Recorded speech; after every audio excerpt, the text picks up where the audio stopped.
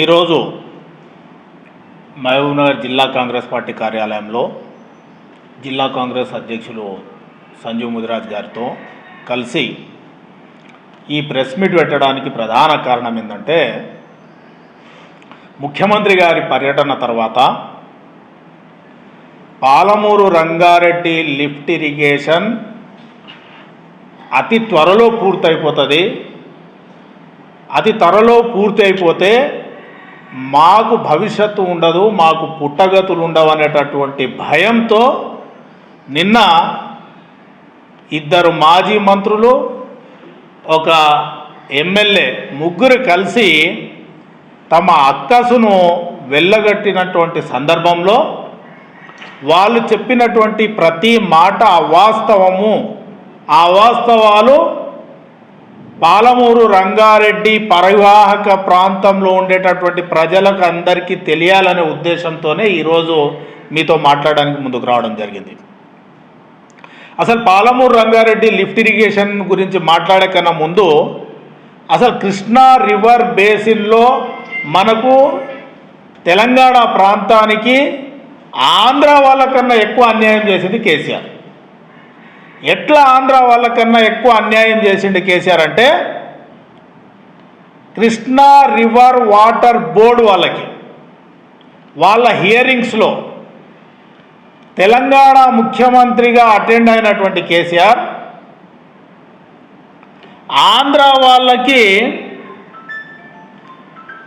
512 టీఎంసీలు వాళ్ళకి తీసుకుపోవడానికి 299 టీఎంసీలు మాత్రమే తెలంగాణకు ఇచ్చేటట్టు జల వనరుల శాఖ మంత్రి సమక్షంలో కేసీఆర్ ఒప్పుకొని సంతకాలు చేసి తెలంగాణకు ద్రోహం చేశారు.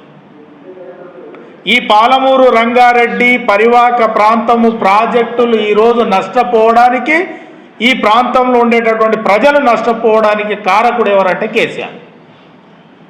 2016లో ప్రాజెక్టును ఇక్కడ ప్రారంభించారు, కానీ 2013లోనే కాంగ్రెస్ పార్టీ ప్రభుత్వం జూరాల సోర్స్గా 3 పంపులతో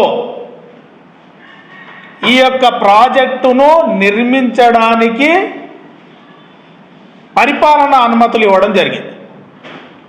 2014లో కేసీఆర్ గారు అధికారంలోకి వచ్చిన తర్వాత మొట్టమొదటి క్యాబినెట్ మీటింగ్లో, ఈ పాలమూరు రంగారెడ్డికి సంబంధించిన చర్చ జరిగిన మీటింగ్లో జూరాల నుంచి ఎంత అవుతుంది అనేటటువంటి దానిని ఒక అంచనా వేయమని చెప్పేసి ఇంజనీర్ల బృందాన్ని ఆదేశించిన తర్వాత మళ్ళీ 16 రోజుల తర్వాత మళ్ళొక మీటింగ్ ఏర్పాటు చేసి ఇంజనీర్లను పిలిచి, మీరు జూరాల సోర్సు కాదు, శ్రీశైలం సోర్సు నుంచి ప్రాజెక్టును నిర్మించడానికి దానికి ఒక ప్రణాళిక చేయమని చెప్పేసి వాళ్ళని ఆదేశించడం జరిగింది.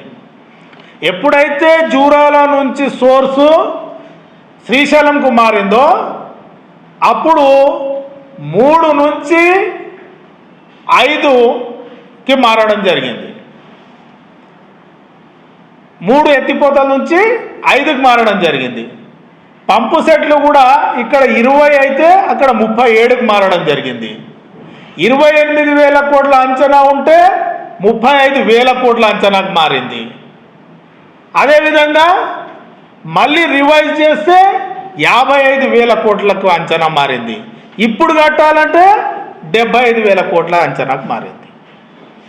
ఇదంతా అన్యాయం ఎవరు చేసినారు? 2016లో ప్రారంభించిన కాళేశ్వరం ప్రాజెక్టు 2017లో గ్రీన్ ట్రిబ్యునల్ కోసము దరఖాస్తు పెట్టి పబ్లిక్ హియరింగ్ చేసి డిసెంబర్ 2017లోనే దానికి క్లియరెన్స్ తెచ్చి ఆ ప్రాజెక్ట్ నిర్మాణం జరిగిపోతుంది, కూలిపోవడం జరుగుతుంది. సార్ బ్రెయిన్ అట్లుంటుంది. మరి అదే తెలంగాణకు సంబంధించి, అదే పాలమూరు రంగారెడ్డికి సంబంధించినటువంటి లిఫ్ట్ ఇరిగేషన్కి సంబంధించి ఎందుకు ఎన్జిటి పర్మిషన్ తీసుకోలేదు? ఎందుకు గ్రీన్ ట్రిబ్యునల్కు సంబంధించినటువంటి హియరింగ్స్ ఏర్పాటు చేయలేదు, ఎందుకు డిలే చేసిండ్రు? అప్పుడు డిలే చేసి పాలమూరు రంగారెడ్డి 10 సంవత్సరాలు పూర్తి చేయకుండా పడవ పెట్టినప్పుడు ఈ సోకాల్ లీడర్లు నిన్న కూర్చొని మేము నడికినాం పొడిచినాం, ఇక చూడండి ఈ ఫోటో చూడండి, ఆ ఫోటో చూడండి, ఈ ఫోటో చూడండి, ఫోటోలు చూపెట్టినటువంటి వీళ్ళు ఎందుకు కేసీఆర్ గారిని ఆ రోజు ప్రశ్నించలేదు, ఎందుకు పాలమూరు రంగారెడ్డి పూర్తి చేయలేదు? ఆ లెక్క ప్రకారం 4 సంవత్సరాల్లో పాలమూరు రంగారెడ్డి లిఫ్ట్ ఇరిగేషన్ పూర్తి కావాలి. అలాంటి లిఫ్ట్ ఇరిగేషన్ ఎందుకు పూర్తి చేయలేకపోయినరు? దానికి పాలమూరు రంగారెడ్డి పరివాహక ప్రాంత ప్రజలకు ముక్కు నేలకు రాసి క్షమాపణ చెప్పి ప్రజల ముందుకు రావాలని చెప్పేసి డిమాండ్ చేస్తూ ఉన్నాం. నిన్న మాట్లాడినటువంటి వాళ్ళకు తెలియంది ఏం లేదు, ఎందుకంటే వాళ్ళకి తెలుసు ఇదంతా మేము కాంట్రాక్టర్లను పెంచి పోషించడానికి, వాళ్ళతో కమిషన్లు తీసుకోవడానికి మాత్రమే మేము అంతపూర్తికి ఈ ప్రాజెక్టు కడుతున్నాం, కానీ పాలమూరు రంగారెడ్డి ప్రజల కోసం కాదనే విషయం నిన్న మాట్లాడిన వాళ్ళకు కూడా తెలుసు పాపం. కాకపోతే పెద్ద సార్ ముందర మాట్లాడలేక వీళ్ళ కమిషన్లు వీళ్ళ కోసమే, వీళ్ళ పైసలు వాళ్ళ కోసమే, కాబట్టి నీవే సార్ నేనే సార్ అని అడ్జస్ట్మెంట్ అయిపోయినటువంటి పరిస్థితుల్లోనే ఈరోజు పాలమూరు రంగారెడ్డి పడవబడ్డది. నేను కొన్ని ప్రశ్నలు సూటిగా వీళ్ళని అడగదలుచుకున్నా. నిన్నెవరైతే ప్రెస్ మీట్లో మాట్లాడి దాంతోపాటు హరీష్ రావు కూడా మాట్లాడిండు ప్రెస్ మీట్లో, అలా కొన్ని విషయాలు మాత్రమే నేను సూటిగా ప్రశ్నించదలుచుకున్నా. ఆ విషయాలు ఏంటంటే, జూరాల నుంచి కాంట్రాక్టర్ల లాభం కోసము శ్రీశైలంకు సోర్స్ మార్చిన మాట వాస్తవమా కాదా? 2014లో 299 టీఎంసీలు తెలంగాణకు, 512 టీఎంసీలు ఆంధ్ర కోసమని ఒప్పుకొని కేసీఆర్ సంతకం పెట్టిన మాట వాస్తవమా కాదా? Krishna river management board date కూడా చెప్తున్నా, 21/9/2016 అపెక్స్ మీటింగ్లో ఈయన ఒప్పుకున్నాడు. అసలు ఈరోజు పాలమూరు రంగారెడ్డి ఎందుకు ఆలస్యమైంది? ఒకటి సోర్స్ మార్చడం వల్ల, రెండోది గ్రీన్ ట్రిబ్యునల్ సమస్య వల్ల, మూడోది అతి ముఖ్యమైనది 2016లో మీరు ప్రాజెక్టు ప్రారంభిస్తే 2022 వరకు ఎందుకు డిపిఆర్ సబ్మిట్ చేయలేదు? డిపిఆర్ ఎందుకు సబ్మిట్ చేయాలి? డిపిఆర్ సబ్మిట్ చేయకుండా ప్రాజెక్ట్ ఎట్లా పూర్తవుతుంది? ఒకవేళ డిపిఆర్ లేకుండానే మేము ప్రాజెక్ట్ పూర్తి చేస్తామంటే 10 ఏళ్ళు ఎందుకు పడవబెట్టిండ్రు? దీనికి సమాధానం చెప్పాలి. మన సార్ మంచిగా ఆంధ్రాకు పోయి చెప్పిండు కదా, చేపల పులుసు తిని బేసిన్లు లేవు, భేషజాలు లేవు, రాయలసీమను రతనాల సీమ చేస్తా అని చెప్పినటువంటి విషయం తెలంగాణ ప్రజలందరికీ తెలుసు. రాయలసీమను రత్నాల సీమ చేసే భాగంలో జగన్మోహన్ రెడ్డి ప్రగతి భవన్కి వస్తే ఎర్ర తివాచి పరిచింది ఎవరు? రోజా ఇంటికి పోయి చేపల పులుసు తిని రత్నాల సీమ చేస్తా అని చెప్పింది ఎవరు? కేసీఆరే కదా. ఈ కాలక్రమంలోనే జగన్మోహన్ రెడ్డి రాయలసీమ ఎత్తిపోతల పథకానికి అంకురార్పణ చేసి టెండర్లు కూడా పిలవడం జరిగింది. అంతవరకు ఎందుకు నోరు మూసుకొని ఉన్నారు? మీరే కదా కృష్ణా రివర్ బేసిన్లో ఈరోజు పాలమూరు రంగారెడ్డికి అన్యాయం చేసింది, తెలంగాణ ప్రజలకు అన్యాయం చేసింది. అసలు తెలంగాణ రాష్ట్రమే నీళ్లు నిధులు నియామకాలన్నీ ట్యాగ్ లైన్తో వస్తే నీళ్ళు ఆంధ్రకు దోచిపెడుతుంది, నియామకాలు మీ కుటుంబ సభ్యులకు చేసుకుంటుంది, నిధులను కాంట్రాక్టర్లకు దోచిపెడుతుంది.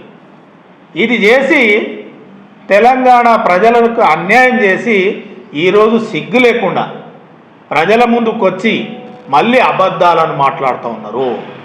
తెలంగాణ రాష్ట్ర ప్రజలంతా అమాయకులు గారు. మీరు చేసిన మోసాలు తెలిసిపోయినాయి.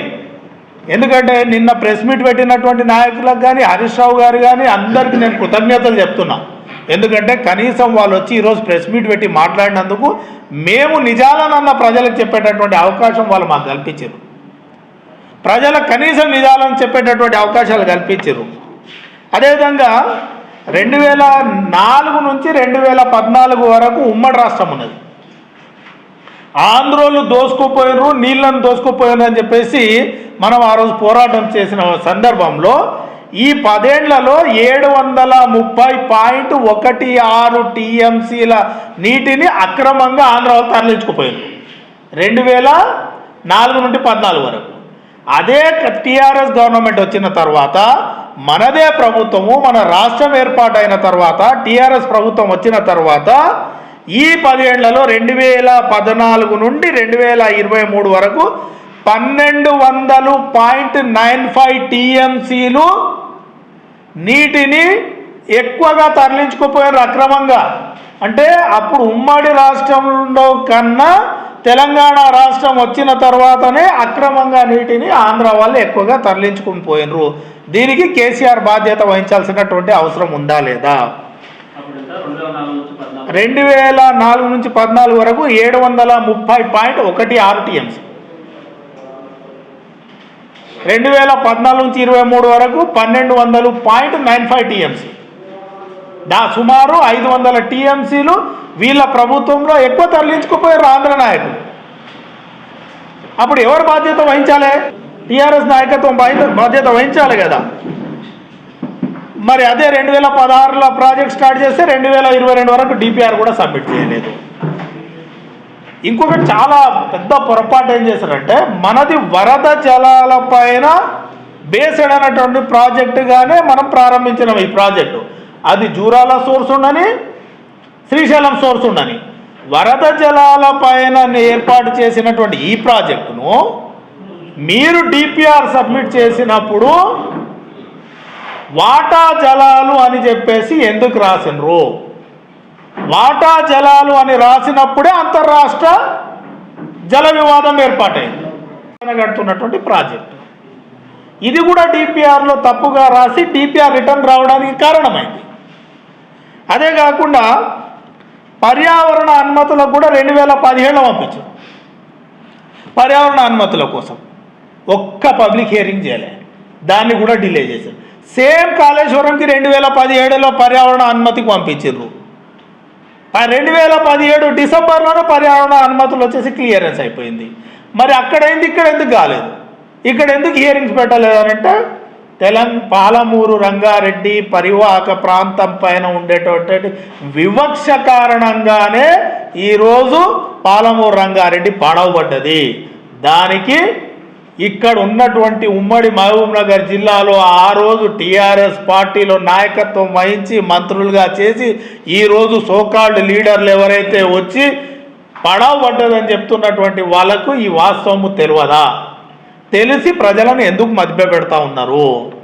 ఇంకొక ముఖ్యమైనటువంటి విషయం, ఇది సాగునీటి ప్రాజెక్టు కాదు, ఇది తాగునీటి ప్రాజెక్టు మాత్రమే. 7.15 టీఎంసీలు మాత్రమే మాకు కావాలి, అంతకన్నా ఎక్కువ మాకు వద్దు అని చెప్పేసి కేసీఆర్ గారు అఫిడవిట్ ఇచ్చిన మాట వాస్తవమా కాదా? దీనికి కూడా సమాధానం చెప్పాలి. 2023 ఫిబ్రవరి 23వ తేదీన సుప్రీంకోర్టు ఇది మీరిచ్చిన అఫిడవిట్ ప్రకారము ఇది డ్రింకింగ్ వాటర్ సోర్స్ ప్రాజెక్టు, అంతవరకే చేయాలి, అంతకన్నా ఎక్కువగా తట్టెడు మట్టి కూడా మీరు ఎత్తిపోసేటటువంటి ప్రసక్తి లేదని చెప్పేసి సుప్రీంకోర్టు స్టే ఇచ్చినప్పుడు టీఆర్ఎస్ పార్టీ అధికారంలో ఉన్నది. ఈ మాట వాస్తవమా కాదా? వీటన్నిటికీ సమాధానం చెప్పాలి. లేకపోతే తెలంగాణ రాష్ట్ర ప్రజలకు, పాలమూరు రంగారెడ్డి పరివాహక ప్రాంతంలో ఉండేటటువంటి ప్రజలకు, రైతులకు అందరికీ కూడా ముక్కు నేలకు రాసి క్షమాపణ చెప్పిన తర్వాతనే ప్రజల్లోకి రావాలని చెప్పేసి డిమాండ్ చేస్తాం.